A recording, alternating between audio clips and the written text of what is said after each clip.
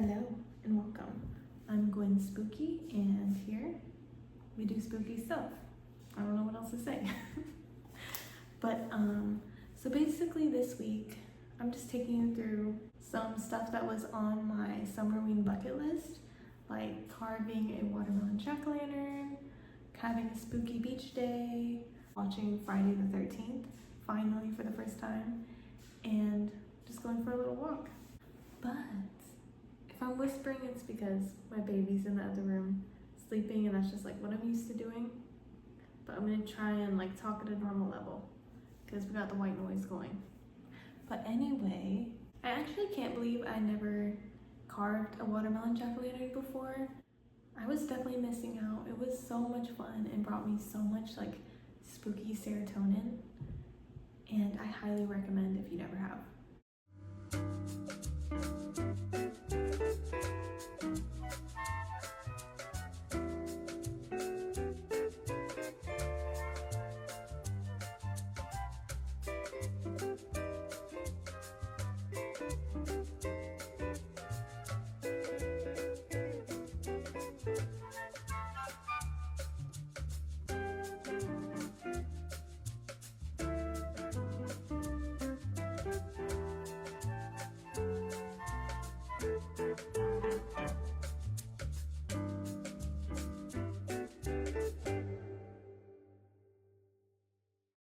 Carving the jack-o'-lantern or watermelon jack-o'-lantern, I don't know what people call it. Do they do both? It just seems kind of long.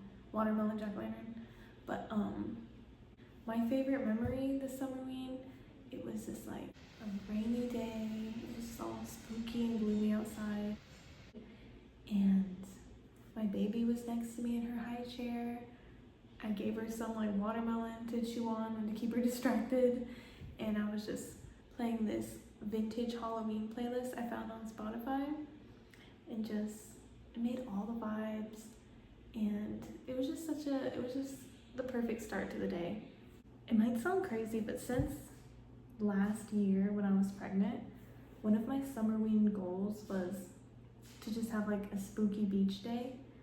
And you know, one thing after the other, and just we were busy. And so I never actually ended up having my spooky beach day last year. So I was like, no, we need to make this happen this year. Like this, I need it. So in my last video, I was Halloween decor hunting at the thrift store.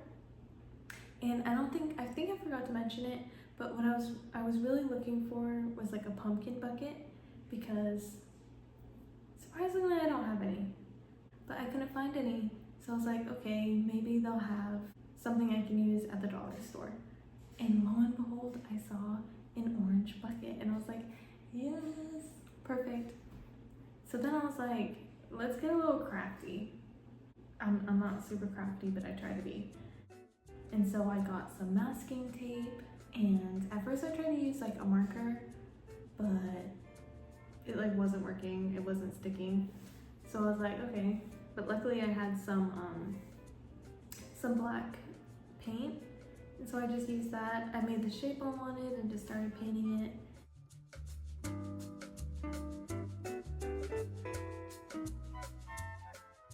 And then I put it in front of our window AC unit to dry, and that actually really sped things up.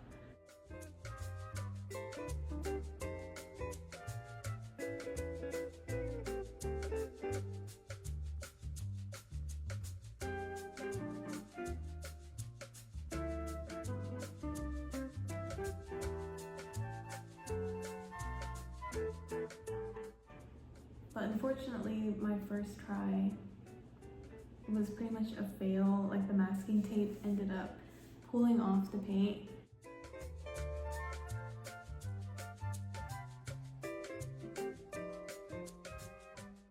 I mean, from far away, it was still cute, but close up you could tell. And I was about to be like, you know what, screw it. This is like taking up too much time already.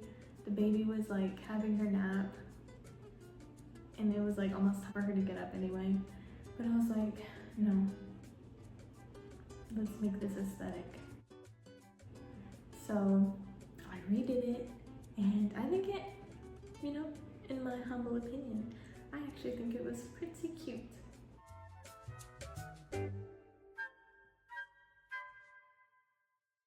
The beach was a really nice day. It was really fun.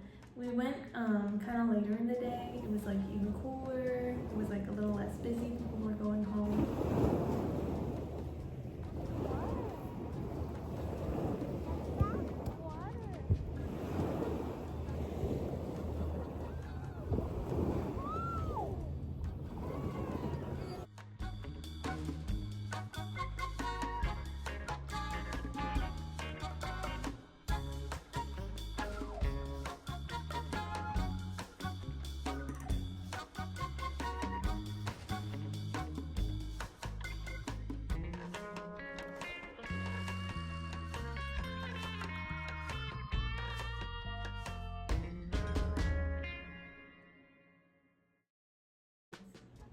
I'm really glad I made the pumpkin bucket, the little jack-o'-lantern bucket.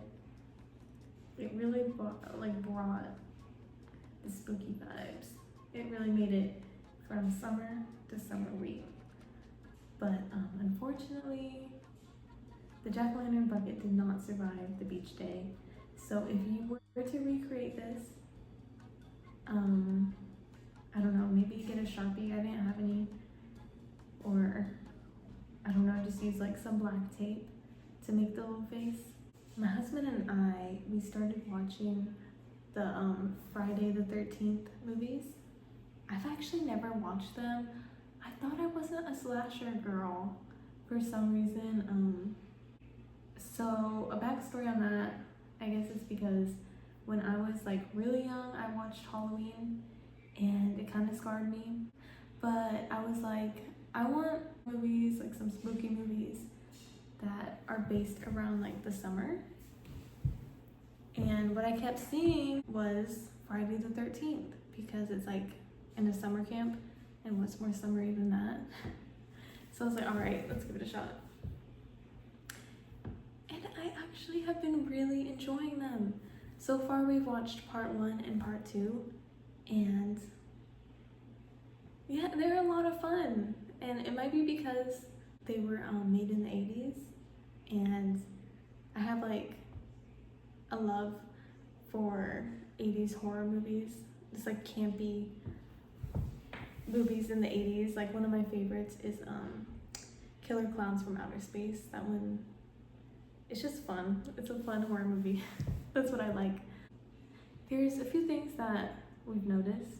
Well, the first thing that I noticed was that the movie should probably be called POV Mommy Issues, because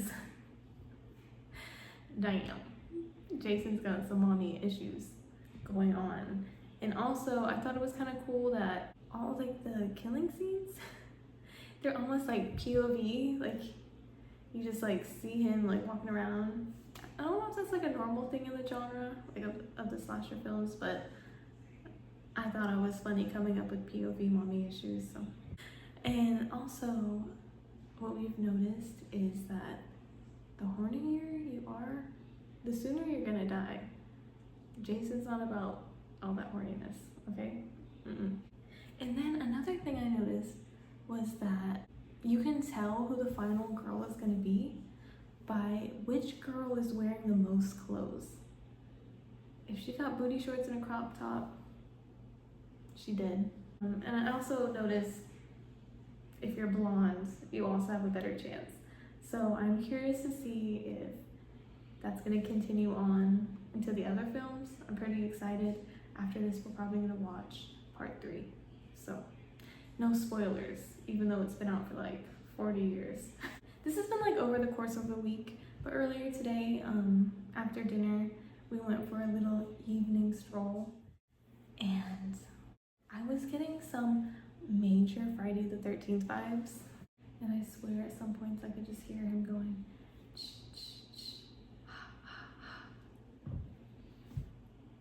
which I also think that is hilarious. Like, why is he making that sound? And another thing, in like the first 3 films, I don't think he's even wearing like the hockey mask.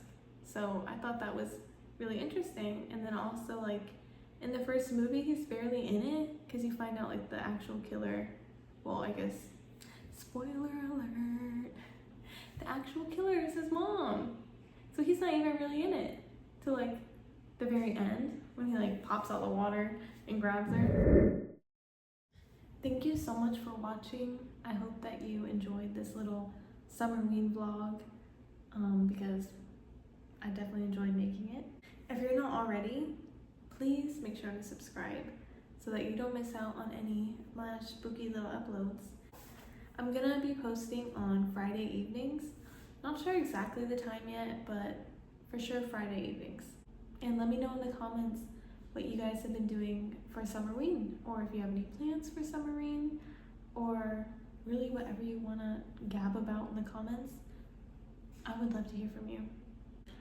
Bye.